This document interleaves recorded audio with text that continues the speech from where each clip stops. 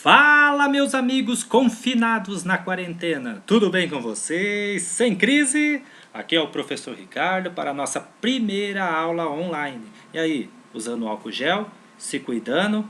Vai lá, hein, gente? Se cuida para nós nos vermos. Já tô com saudade de vocês, viu? Eu sei que vocês não estão com saudade de mim, mas eu fico com saudade de vocês do mesmo jeito, ok? Não preciso que vocês sintam saudade de mim para eu sentir saudade de vocês. Tô brincando, tá, gente? Ó, amo vocês, viu? Vocês sabem disso. Galera, vamos lá então. Continuando nossa teoria do conhecimento, vamos rever algumas coisas, tá bom? E outras nós vamos, como se diz, outras nós vamos ver algumas coisas novas e outras nós vamos rever. Depois a gente vai analisar novamente, relembrar as teorias de René Descartes, ok? Então, bora lá. Teoria do conhecimento. Qual que é o foco central dessa área da filosofia? Investigar o saber humano. É isso aí. Será que a gente pode confiar na nossa capacidade de conhecer? Essa é a questão, não é mesmo? Nós também chamamos a teoria do conhecimento como epistemologia, que significa o quê? O estudo do conhecimento. É mesmo? Episteme em grego significa conhecimento, logia, estudo. Então é estudo do conhecimento ou teoria do conhecimento, que é essa área da filosofia. Ramo da filosofia que estuda a natureza do conhecimento. O que significa conhecer a natureza do conhecimento? Faz esse tipo de pergunta aqui, ó. Como podemos conhecer os objetos? O que é a realidade? Será que o que a gente chama de realidade é realmente a realidade? O que é a natureza? Do que é feita as coisas? Eu posso confiar na minha capacidade de sentir? E Deus, ele existe? Eu posso confiar no que eu chamo de Deus, nos sentimentos que eu dou e atribuo, aliás, ao divino? Qual é a origem do conhecimento? Da onde nasce o conhecimento? Como que se forma o conhecimento? O conhecimento conhecemos efetivamente os objetos ou apenas as imagens dele? Será que eu conheço a realidade de verdade? Ou eu só conheço uma teoria que o meu cérebro acaba formulando? Ou são simplesmente conjecturas mentais? E o conhecimento dos objetos é determinado pelas experiências sensíveis apenas? Ou podemos dizer também que é pela razão? Será que é só a razão? Será que é só os sentidos? Será que eu posso confiar no que eu penso? Será que eu posso confiar naquilo que eu vejo? Ou seja, essas são grandes indagações que ocorreram desde a antiguidade. Bom, o conhecimento ele nasce sim, ele nasce por meio da relação entre sujeito e objeto. Não tem outra forma. Como assim, professor? Eu não estou entendendo nada. Como que o sujeito pode ter uma relação com o objeto? Ora, o botânico que conhece a árvore ou é a árvore que conhece o botânico? É claro que é o botânico, que é um ser pensante. O conhecimento só pode vir de um ser dotado de razão, consciência, de pensamento que possa pensar o seu próprio pensamento. Tem que ter razão, tem que ter cérebro.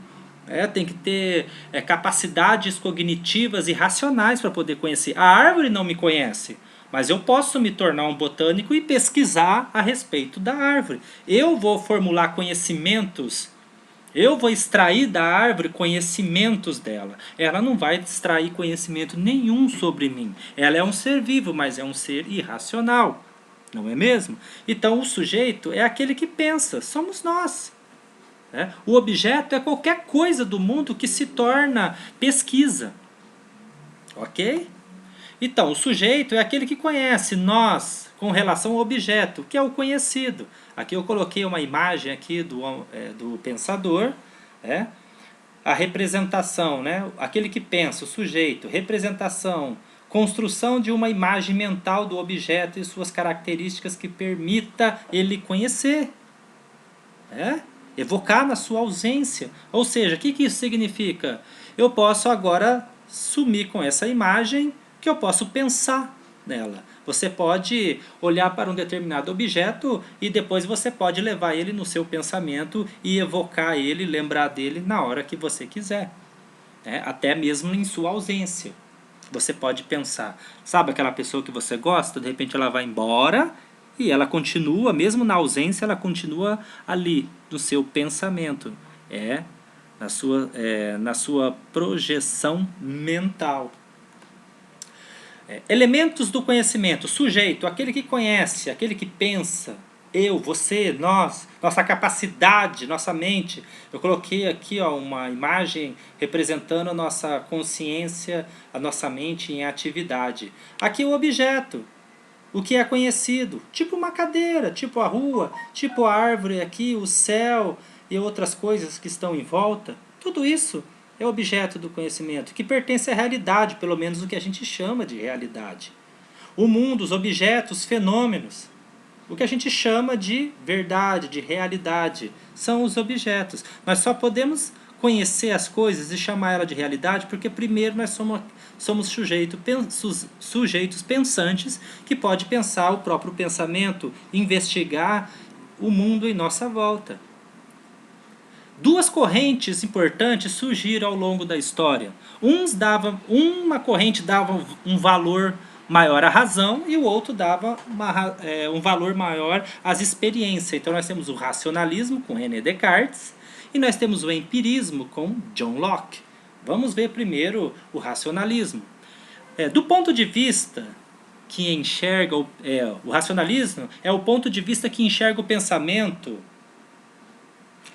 na razão, a principal fonte de conhecimento humano. Ou seja, o racionalismo só confia na nossa capacidade racional. Necessário e tiver validade universal. O pensamento é a verdadeira fonte e fundamento do conhecimento humano. Ou seja, o racionalismo ele coloca em xeque-mate, assim como qualquer racionalista, e René Descartes é o pai da modernidade, é o pai da racionalidade, lá do século XVII, esses racionalistas, como Descartes, acreditam que os nossos conhecimentos sensoriais, aqueles advindo dos nossos sentidos, eles não nos fornecem conhecimento verdadeiro, somente a razão humana é fonte confiável de conhecimento. Ok? Dentro do racionalismo, essa confiança é tão grande no racionalismo que eles acreditam numa outra teoria que está dentro do racionalismo que chama inatismo. O que isso significa? Nada mais que ao nascermos, trazemos em nossa inteligência, nossa mente, não só os princípios racionais, mas também algumas ideias, alguns tipos de conhecimento, tá?